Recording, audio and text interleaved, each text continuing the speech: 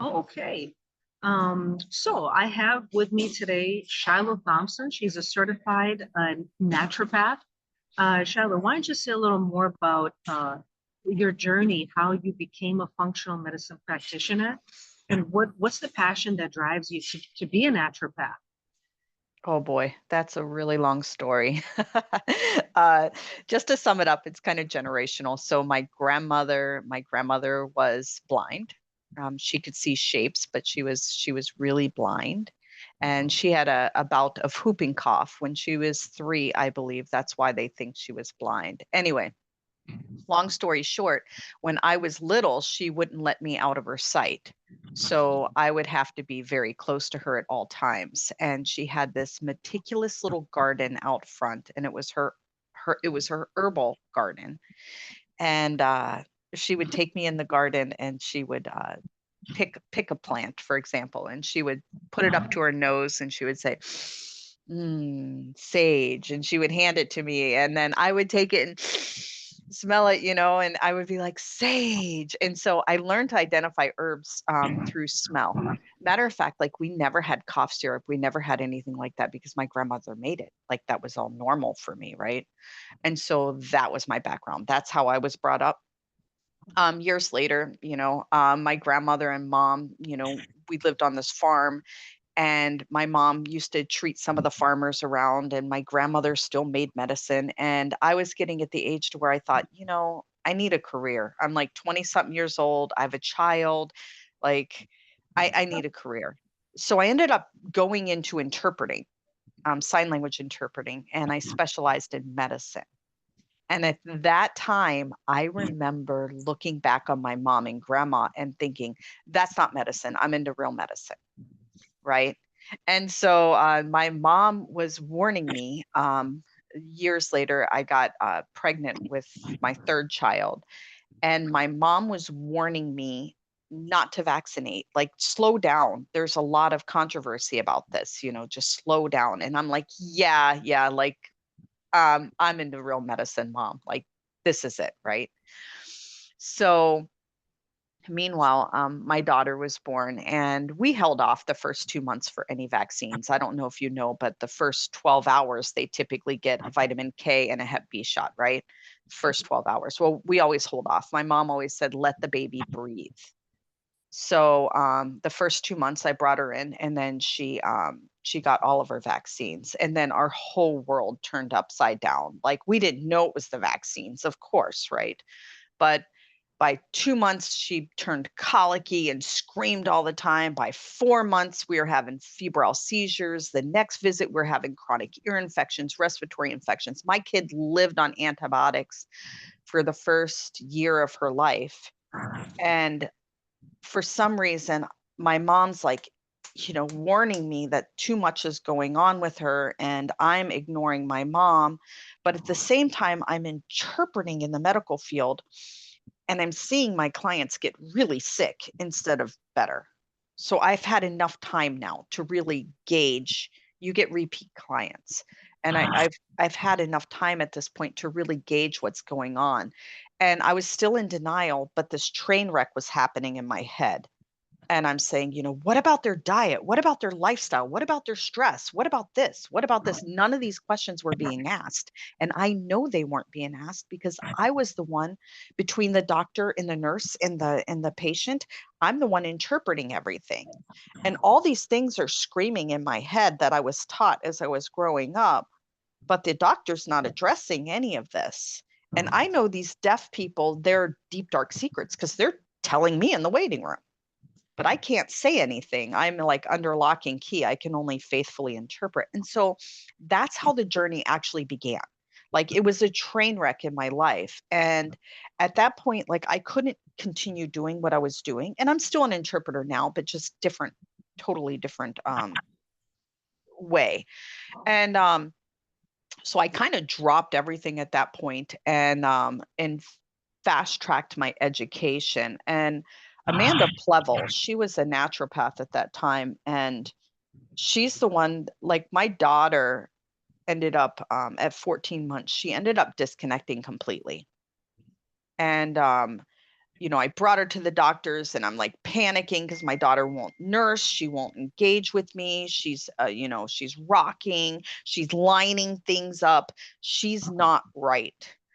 And so I brought her to Amanda Plevel because the doctor wouldn't help me. Actually, they asked me, "What are you doing at home?" As if somehow I caused my daughter's issues, right? And so I took her to the naturopath and she put her on a bioscan. She did a series of tests on her and she showed me the screen, and what I saw just like totally like just shocked me. It just, I can't tell you the amount of panic I had at that point, because on her scan it showed bright red thimerosal, aluminum, um, dog kidney, pig blood, um, allergies, like all these things. And she looked at me really calmly, and I really appreciate her to this day because I didn't feel threatened by her. And she said, Shiloh, your daughter is toxic. And she gave my daughter a simple homeopathic and put me on a regimen of health. And within 7 days, my daughter was calling me mommy again. She was repeating her cartoons and her ABCs again. And, you know, I mean, just total like wake up. I'm the lucky one. My daughter was caught in time. And after that, I dropped everything. I went to Trinity School for Natural Health. I had an opportunity to go to Bastyr and get an actual medical degree, but I was 37 years old at that time, and $100,000 worth of debt just didn't make sense to me. And remember, I had that background knowledge. So even though I refuted what my mom and my grandmother had done, all them years, I had all that background knowledge. I did things like I knew that we used comfrey for healing bruises or bones or digestive issues, even though the medical field says you can't do that. That's not really true. And so I did all those things. I just didn't really know like the science behind it. And so I went back to school, and that's where I learned that science. So the long story short is I just fast tracked my education, and I took what I had already known and what was brought up with, and I expanded that knowledge. And that's how I got where I am today. That's a very interesting story. And of course, I've been in the field for quite some time. So I've heard a lot of stories like that, either from moms who dealt with the health issues of their vaccinated kids, or in my case, I was the one who was vaccine injured. And actually, I suspect my father was as well, but that he never, you know how guys are, they'll have health issues and never address it. And he was like a very high functioning autistic person, but I don't think that was ever formally diagnosed, but it was obvious to everybody. Super advanced mathematics, way, way above PhD level, but emotionally not, let's put it detached. Let's just put it that way. Very, very, very, very stoic. And see, I think at that time in his generation, it was just seen as, it was just a personality. It's like, no, but it's not just personality, because it changes when you detox. When you detox a person and they fundamentally change, that wasn't personality. That was a result of the presence of something toxic there, right? Right. Influence person.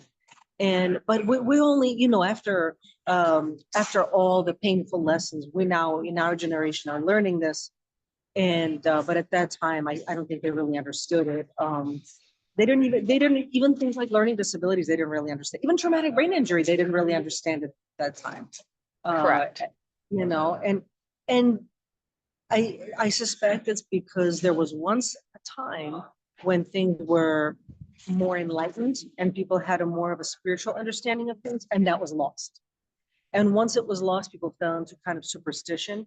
And out of superstition, we went into this a different type of superstition, a very dogmatic type of materialistic reductionist science that is neither enlightened nor, but it is religious actually, because if you talk to people who believe in vaccines, they believe like it's a religion. It's like, this is They supposed to do. be science. It's supposed to be science. You're supposed to be going off of facts that you understand. How many people are going off of facts that they understand? I mean, realistic. Very, Right. very few people actually understand the science. And the people who claim they do often don't. Correct. Correct. Yeah. Yes. So yeah, and so my journey is I don't know, maybe more like your daughters in that, but in my case, my parents really didn't know. They really didn't know. They couldn't understand anything that was going on, why I had the symptoms that I had. I had to figure myself out. Mm-hmm. Imagine that, like when I became a little older, I had to heal myself from all the injuries that were caused by experts, and I paid for it myself too. And so this is where I go, like, this is very interesting where people can just come and F you up, and then you have to heal yourself and pay for it. And then if you talk about it, you're bad. Like, what is Correct. wrong with this world? So yes, but I'm a warrior. That's why I'm here at the UFC gym, because I'm a warrior. So I never really stopped fighting for my life. But it's hard. It's hard when you've had so much injury and so much damage that even to this day, like if I tell people my story, most people, it's over their head. They don't understand. They don't even understand. They don't understand the scope of the problem. They don't understand Right. the solution I implemented. They don't understand my journey. They don't understand where I'm going. They don't understand why I'm doing this. They just don't understand. Right. But there's the few who do, right? The few. And so the question is, why is it that some people like you who became awake and aware to these problems, and you therefore have solutions? You have solutions that most people don't, Right. because you understood the problem, because it was your kids. Although with some parents, they're like, unfortunately, with my parents, they love me, but they just couldn't understand the problem. It just wasn't their field. They're not medical. They don't understand it. But you understood it, and then you learned. You went to the naturopathic school, and you got tools and you got solutions. But then you have your practice, and Correct. you saw a lot of clients, and I think that's probably priceless, because once you start to see people who have all these issues and you help them to solve them over time, and you see, okay, they're implementing all these solutions and it's actually working. Right. We're told this is not supposed to exist or it's not supposed to work, but it's working. They're better. Right. Right. And that's where I started. That's actually where I started, was with vaccine injured kids. So the people from my daughter's daycare started kind of sneaking their kids to my house and saying, "Hey, I see Ella's doing really well. Can you help my kid?" Right? My kid has eczema, or my kid has this. And I didn't really know what I was doing. I guess I kind of did, but really it was all a foundational thing. So when you start to adjust the foundations, which is sleep, clean water, clean food, a lot can happen just with that. Then you start giving the organs what they need. And if you have little tools like the bioscan, you can kind of pinpoint, exactly what somebody needs, and it saves a lot of time. Can you talk a little more about the bioscan? Because I think a lot of people, they've never seen it. They don't understand. They don't really understand how that works. How can, like, even my clients are like, they send in their saliva sample. Mm-hmm. Like, I don't understand. How can she get all that information from a saliva sample? How does that? Why doesn't the medical field know this? And you can get all this information from the saliva sample. Right. Why don't Actually, the shoot, I don't have one. I thought I had a printout here of a bioscan, but I don't. But basically, a bioscan just uses those meridian lines, which sounds like a big word, but it's just a bunch of highways in the body where the energy travels to and from different organs. So we have, like, that's what an acupuncturist would use, or Chinese medicine would use, to pinpoint their needles and where they need to be. Those are along those highways, right? And so what a bioscan does is it just kind of pings you with all these different frequencies, and frequencies are in everything. It could be dead wood, it could be a live tree. It's going to be the same similar frequency, but a little bit different. One's live, one's dead, right? It could be the difference between a leaf. It could be the difference between a heart and the blood of a human. It just, everything has a frequency. And so what it does is it just basically taps the body, or pings the body with different frequencies, and sees where the body bounces back, right? So what frequency bounces back? I'm going to touch you with this. You're going to give me a response, right?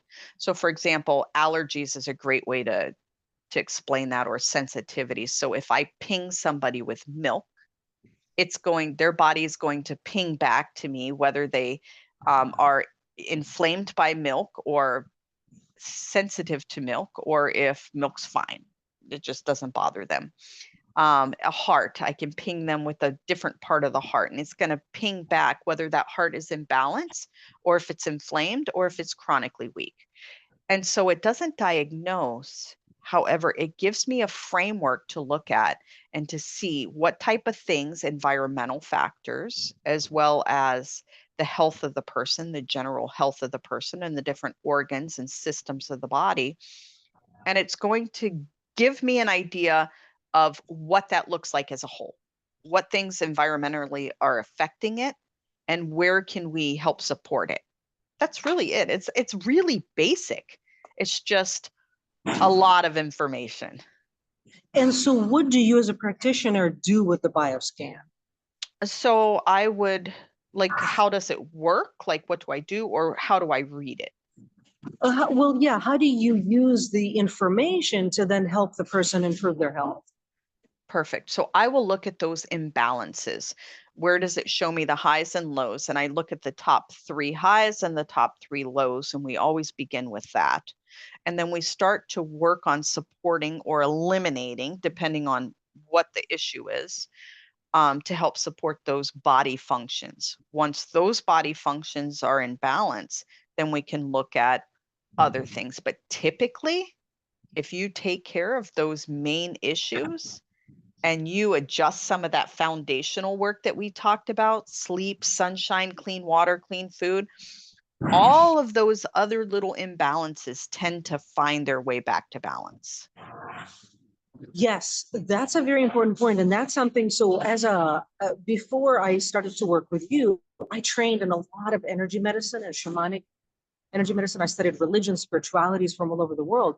And there's this concept of original design, that the creator created us with this original design.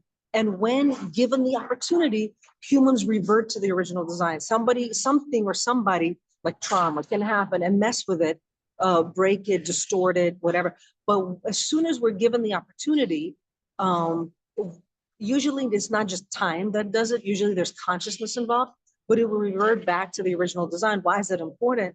Is because the original design is, well, we would consider it perfect or enlightened. Like it's not distorted, there's no distortion, right? And I think what you're talking about, how the body reverts, it reverts back to health. The original design is health. Why would God create us to be sick and unhealthy and broken? Right? Correct. And I think that this is the part that's so missing in the conventional Western model, because they don't believe in God. They don't believe in the creator. They believe they're God. They believe that they're creating us in their image, or in the image of drugs. Like we're just the consumers of drugs. And so this idea that when given an opportunity to heal, we return to this healthy state. They don't believe that. They believe that only if you press buttons with drugs, then you can manage certain symptoms. But return to the original healthy state doesn't exist, because the original healthy state doesn't exist. Correct. And it's crazy because they have a big word called homeostasis, Mhm. right? Which is balance. That's balance of the body. And so it's there, it's in medical literature, but they never, I don't want to say they never, but it just seems like that method of practice doesn't allow the body to get back to that point, because it's constantly being medicated or constantly being managed through exterior substances, right? So a chemical response. And I think that we know that if medicine was used properly, it would be used short term, and it would be used only when needed, right? And then people could, like, for example, if my blood pressure went through the roof today and I ended up having to go to the emergency room, I want them to medicate me and get my blood pressure under control. After that, I'm going to figure out why my blood pressure did that, and I'm going to fix it. And we're going to be done with the medicine, right? The medicine should be an emergency response, period, right? And so that's not what medicine has done. And it's, I'm sure Goodwill doctors, they go out there, they want what I want, right? They want to do good in the world. I know they do, but they're so crammed full. Remember I talked about going to Bastir? You know, it's a naturopathic college, but at the same time, it's still, you have to get through medical school, and they cram so much information into you that you are kept so busy that that you are unable to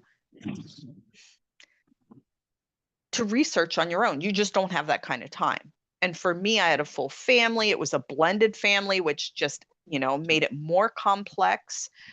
We had a sick child who were recovering, like, and for me to drop everything and move to a place where I could go to on college campus just wasn't in the books. And now I'm so glad.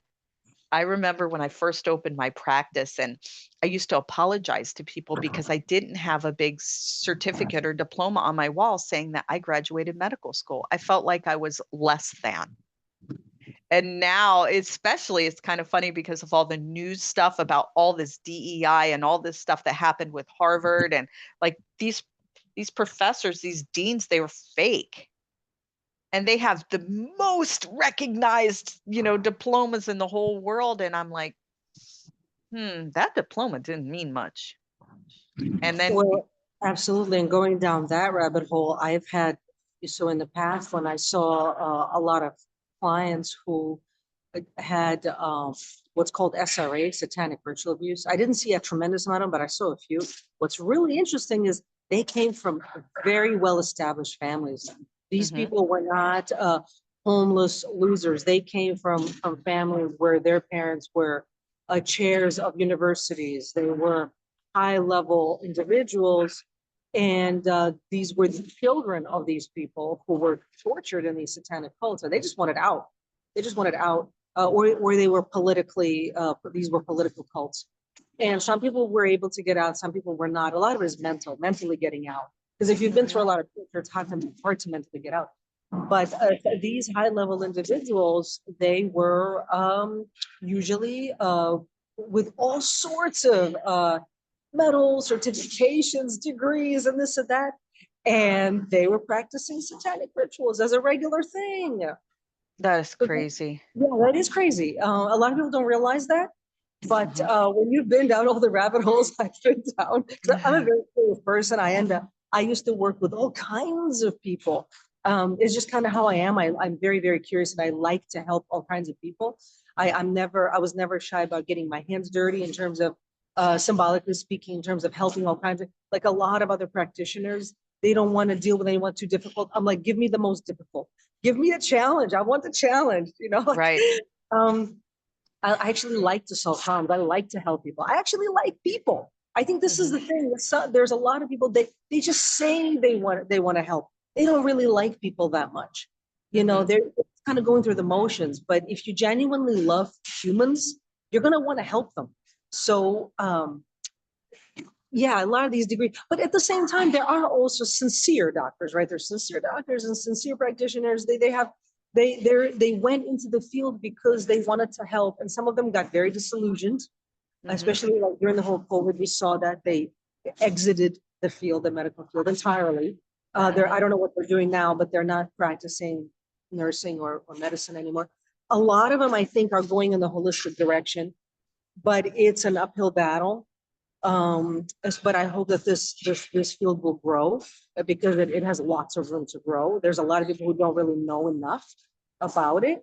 Yeah, I think ultimately it's just about solving problems.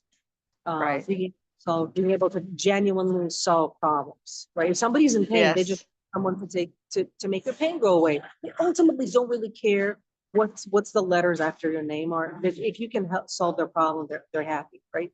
Right. I agree. Yeah, I don't know. If I look back and I say, would I really want to pursue that medical degree, or do I want to stay where I am at? I'm going to stay where I'm at, because a lot of people, like you said, these doctors, they're removing themselves from the medical field. And the reason they are is because their scope of practice does not allow them to make people healthy. It's not written in the books. They're not allowed. I have one doctor that refers quite often, and, you know, I never met her in the past. I never knew who she was. And what was happening was her patients were coming to me, and then I was working with them unbeknownst to her, right? And then they were going back to her, and she's running their blood work and things are improving. And so she's just started asking questions, and they were like, oh yeah, I go to Elevated Wellness and I see Shiloh. And they're like, she's like, after a few times she heard my name and she saw the work. And then next thing I know, people were coming in and they're like, oh yeah, my doctor, you know, she referred me to you. And I said, really, who's your doctor? And they would say her name. And I'm like, I heard that name just yesterday. Like, holy cow. And so finally I got the opportunity to meet her once I realized, like, you know, that she's really looking out for these people's benefit. My husband ended up in an emergency situation, and as soon as we were able to get discharged from the hospital, I immediately reached out to her to see if we could make her his primary physician. And then I finally got to meet her face to face, which was just fantastic. It's like I just wanted to pick her brain and say, why do you send me your patients?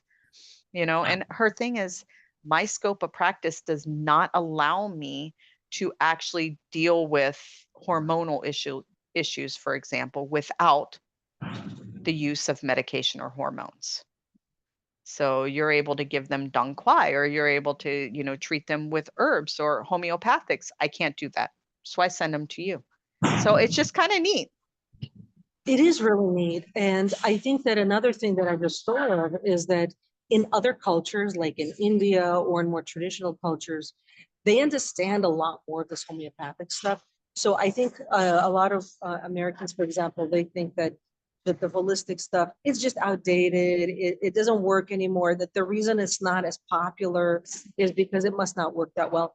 No, it's because there's like an ordinance in the commercial industry to maintain you as a customer, right?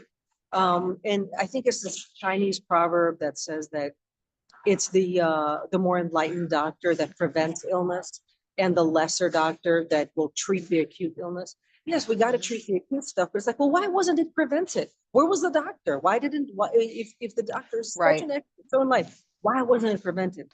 So Correct. preventive medicine really is the way, but it doesn't, if everybody knows how to take care of themselves, then this massive commercial industry will shrink, and it should shrink. It's a big tumor at this point. It should shrink.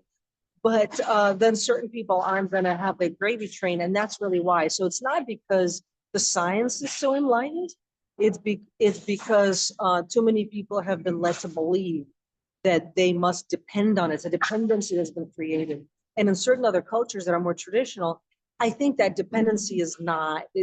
They're a lot more aware of using herbs, and like even now today, you can go to Thailand and I forget this type of medicine, what it's called, but they can actually put the finger into your skin, into your body, and pull out toxins. And there'll be a little bit of blood, but then there's no, yeah, it sounds really bizarre, but they can actually it's completely shamanic. They can actually put your hand into your body, pull out the toxins, and there's no scar, there's nothing. There's like a little bit of blood, but then it goes away. Like that sounds unbelievable. That sounds like sci-fi. But that exists. You can see videos on this. You used to be able to find those videos more easily on YouTube. YouTube now scrubbed anything. Oh my goodness, yes. But that's a traditional medicine that exists today. Obviously, there's all these herbs. There's all kinds of dream medicine. There's all kinds of medicine to do with the soul, with using also technology, by the way, like ancient technology. Like crystals, they think, oh, it's new age. No, this is ancient technology. We just the new age tried to adopt it. I think new age failed miserably. They're massive disappointment. It's just they didn't go. They got hijacked. Yeah, hijacked. That's right, hijacked. And so now it's a losing.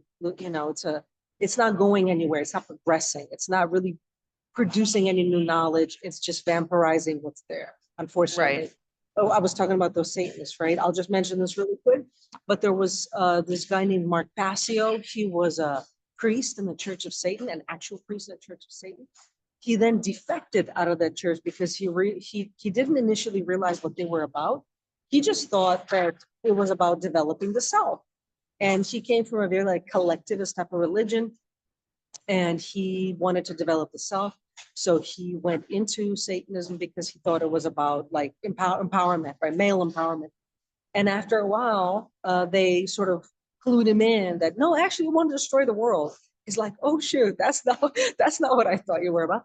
So the way what they do is they have outreach programs, and outreach programs was when they just write absolute drivel, absolute garbage, and put it as channeled. Oh, this is channeled Jesus or channeled Mother Mary or channeled Archangel this or that, and they put that in the New Age bookstores.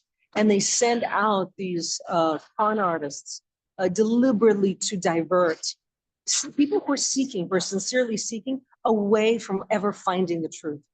So it doesn't matter what religion you're practicing, whether it's Buddhism or Christianity or Judaism or Hinduism. If there's anything positive you're practicing, they want to throw you off of that and divert you on purpose. It's their goal, their mission in life. They have think tanks just devoted to this. People don't realize this. They don't realize that evil exists, and there's people who are evil, and they do this on purpose. They deliberately want to divert seekers. And like I said, the Christians think it's just anti-Christian. No, it's anti anything positive. They just want to create chaos and confusion because then they can come in and manipulate. And once people are confused, then people are completely confused. Like if you like take a sampling of everything out there, you'd be completely confused because there's divergent opinions on everything, right?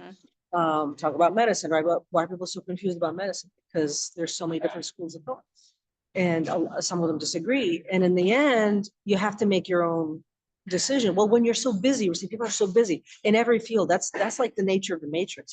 Keep people so busy, so dependent on this rat race for money, constantly thinking about money, making money, and you can't survive without money, that you can't ever self-reflect long enough to self-realize yourself. And that too is part of the satanic agenda, to deplete the consciousness. You know, it's a way to vampirize consciousness. So you can't ever self-realize yourself.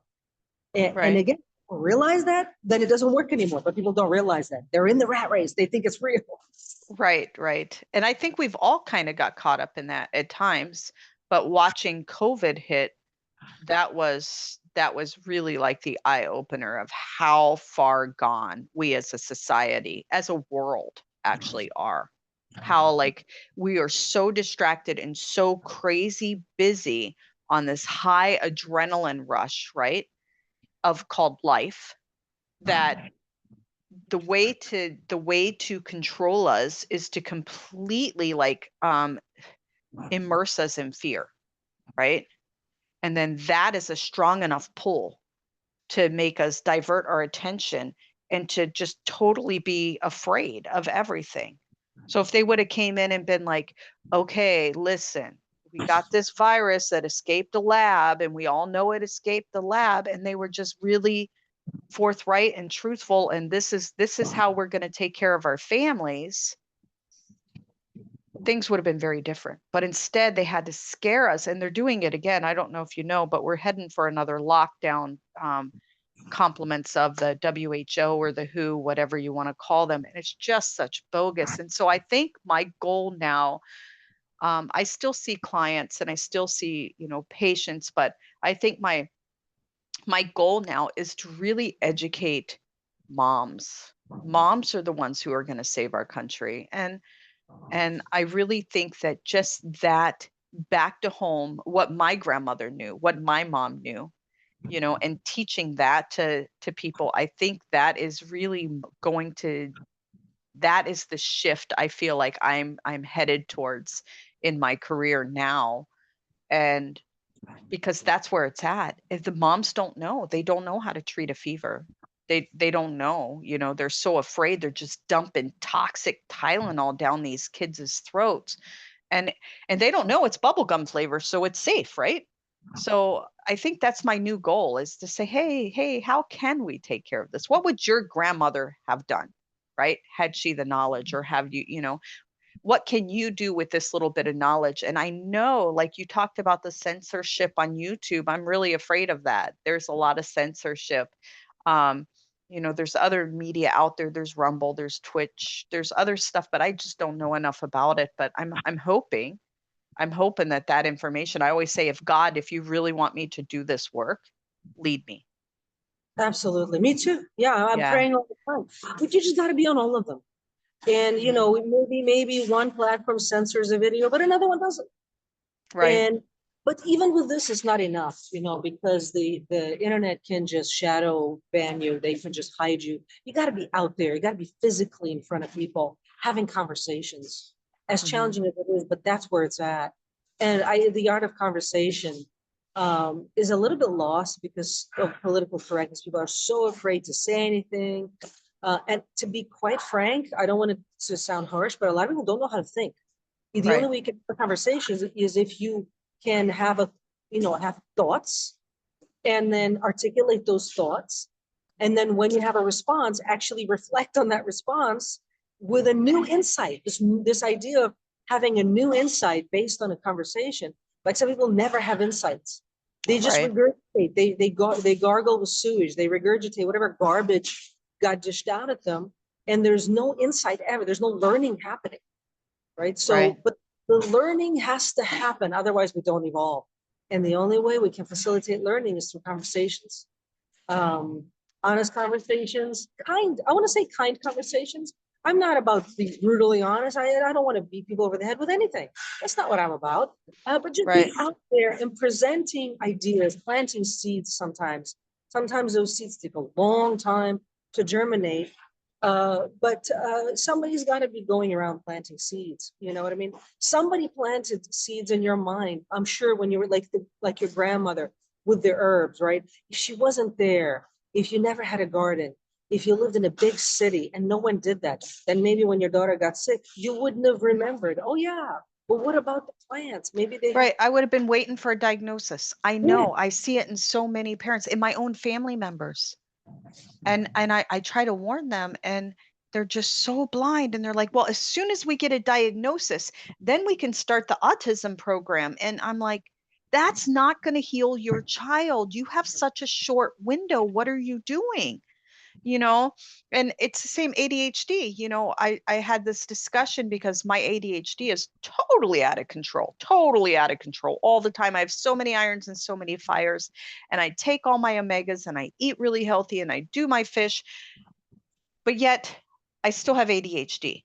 But yet I can take that same child at the age of 3, 4 years old, and we can use that same system of feeding the brain with good healthy fats and taking away any of the dyes and sugars and toxins, and it's an immediate turnaround. That You're brain is healed. this has also reminded me. So I sold so many ads from the late 1800s and early 1900s of doctors with degrees pushing sugar, cocaine, and alcohol and smoking on women and children. Correct. It's unbelievable. Nowadays, people are like, that's unbelievable. There's ads, there are lots of them. And thin, healthy women were convinced they're fat and unhealthy. And they were made to believe that they need to eat lots of sugar to be healthy. So it's not that women just suddenly became so lobotomized and incapable of making correct decisions. It's because the experts came in and told them that all this herbal knowledge, all this traditional folk knowledge, that's witchcraft, that's bad, that's evil and wrong, that's superstition, it doesn't work. Instead, listen to us, and here's what you got to do: eat lots of sugar, lots of carbs, smoke and drink. I mean, it's like unbelievable. Right. It's like literally more backwards. But if you look at our society now, how do most women eat? So most women eat lots of carbs, and most I don't remember the percentage, but I looked up some statistics. Only about 9% of I'm 44 years old. So about 9% of the women my age go to the gym twice a week. That's not a lot. Right. And if they're, in terms of what's the percentage of women who go to the gym more than that, it's less. I train about 6 or 7 days a week. One day I would say is active recovery. I don't work hard all the time. Like some people think I do take days off, but I'll stretch or do something else. So in essence, I train 7 days a week. I just don't train hard 7 days a week. So that's, I am sure, less than half of 1% of the population of women my age who train like that. And most women my age are considered obese or overweight. There's like a large majority is. And a lot of it has to do with diet, and 2, lack of exercise, and 3, these false ideas that have been beaten into their heads. And it's not going to be overnight that we correct it, but like you and I are not like that. And I know other women who are not like that. They don't always know what the answer is, but they don't believe all the bullshit. Right. They're a little more seeking. But again, like you said, people are very busy, especially if you have kids or if you've gone through the American nightmare of family court and divorce, which is an absolute nightmare. That's it. You're bankrupt for life, pretty much. Right. All the people that I've met who've gone through family court, they're bankrupt for life. And Mhm. especially if they've gone through it twice, it's like literally like they died and went to hell. And I know I'm not the only one saying it. Men are probably talking about it more than women. There's Right. this idea in America that women are favored by court. I personally did not experience that. I got treated like absolute garbage by family court, worse than a man. Like I've heard stories of how men are treated by family court. I got treated worse. Mhm. And I'm like, that's very interesting. I guess they like, what do they think I am? Like, what do they see me as? Right. I think it's because they see I don't conform to their bullshit. I don't buy it. I don't believe it. I see through it. They don't like it. And I just say, F you then. I don't care. I'm not gonna join the hordes of these satanic armies for anybody. I'm not gonna sacrifice my soul for any reason whatsoever. Because at the end of the day, when you go, as like the saying goes, when you go to the other side and you face your creator, it's between you and the creator. Why did you do this? Right. What did you do and how did you do it? And the questions that we're often asked really are, how well did you love? How much did you love? How well did you forgive? How much compassion did you feel? It's not going to be, why didn't you conform to the ordinances of family court? That's Right. not what we're asked. Right. Right. So, Or did you do all of your well child visits? That's a big one. yeah, right. Or why were you 5 minutes late to the meeting or whatever? Right. Yeah, but it's like, it's like we're talking about the medical industry, the establishment, but the establishment has many tentacles, and there's different ways to vampirize. I guess the image I want people to understand, and I'm not exaggerating when I say this, it is a vampire. It is a vampiric system. It feeds on people's finances. It feeds on people's souls. It feeds on people's consciousness. It feeds on people's dreams and hopes and aspirations.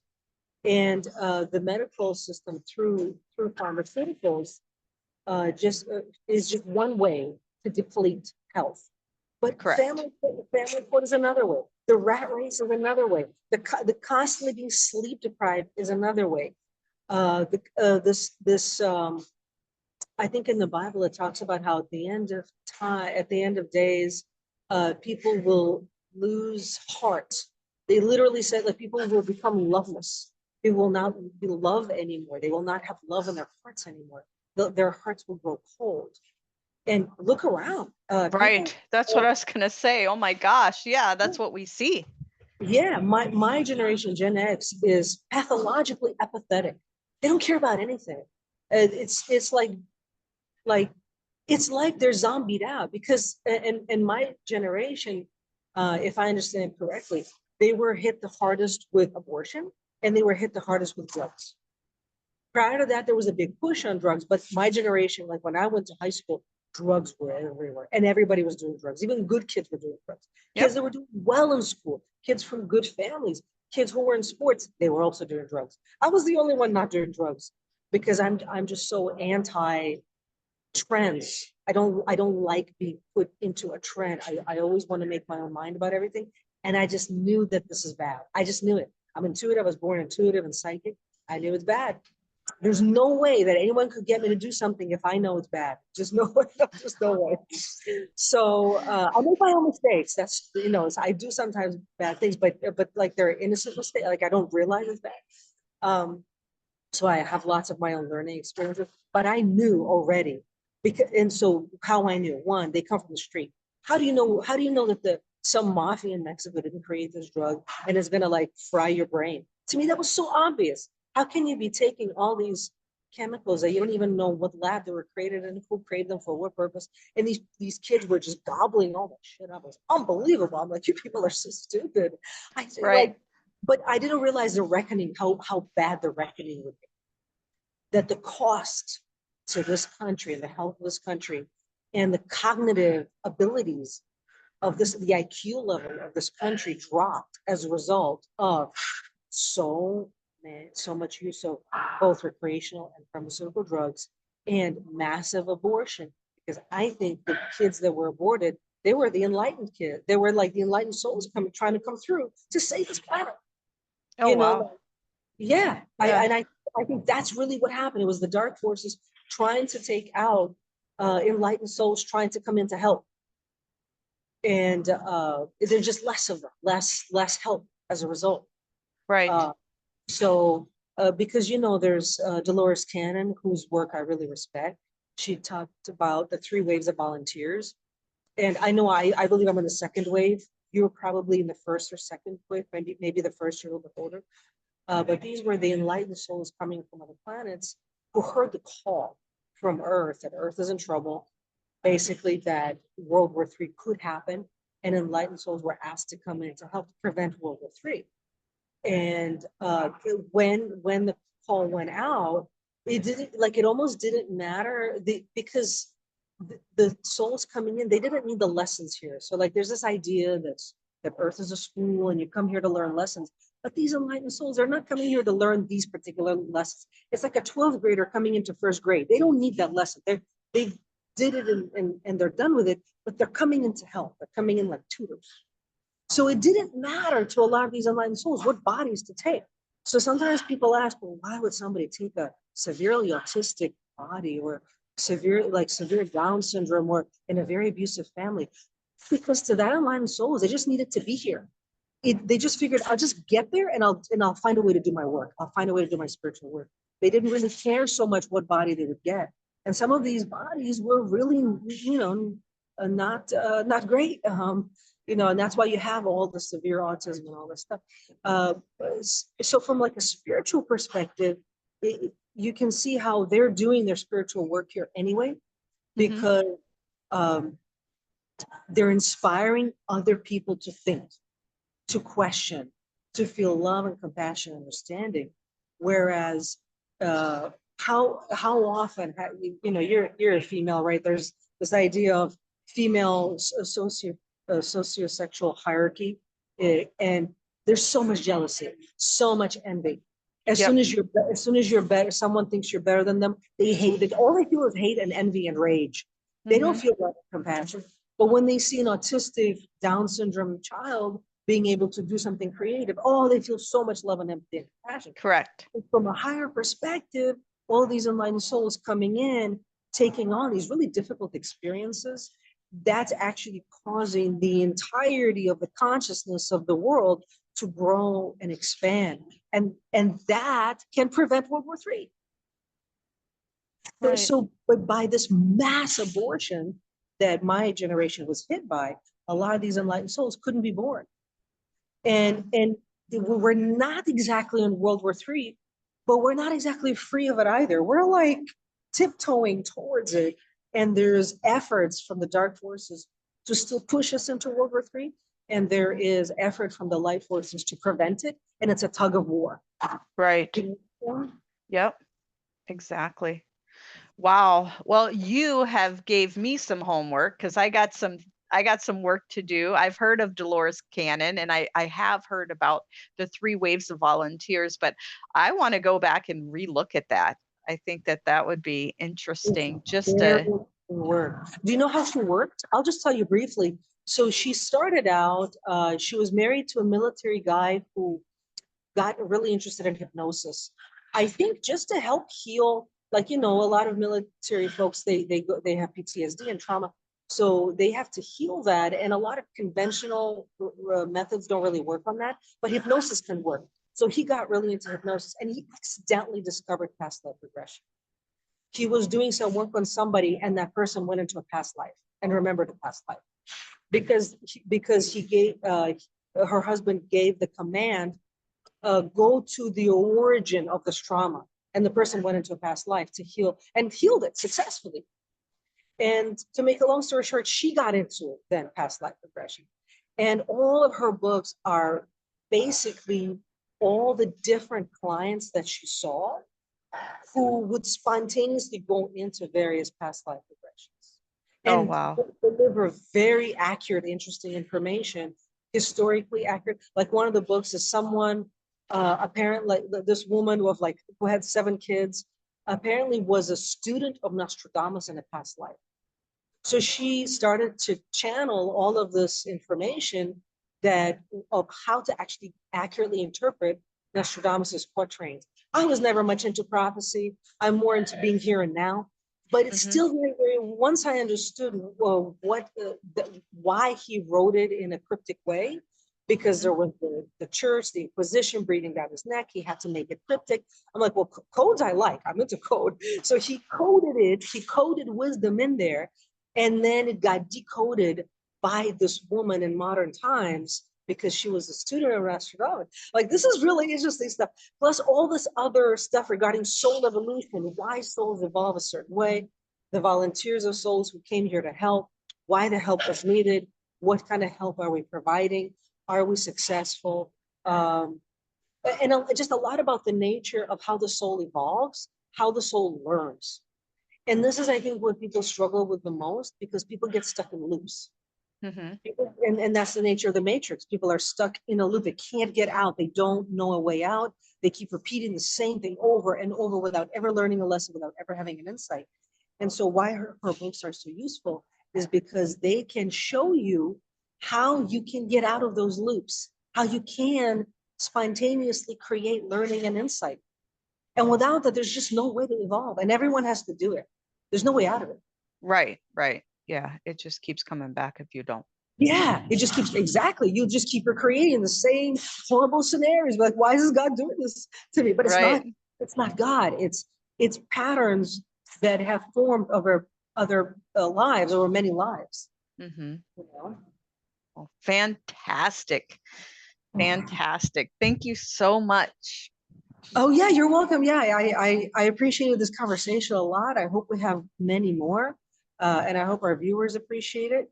And if the viewers do, please post your questions for Shiloh.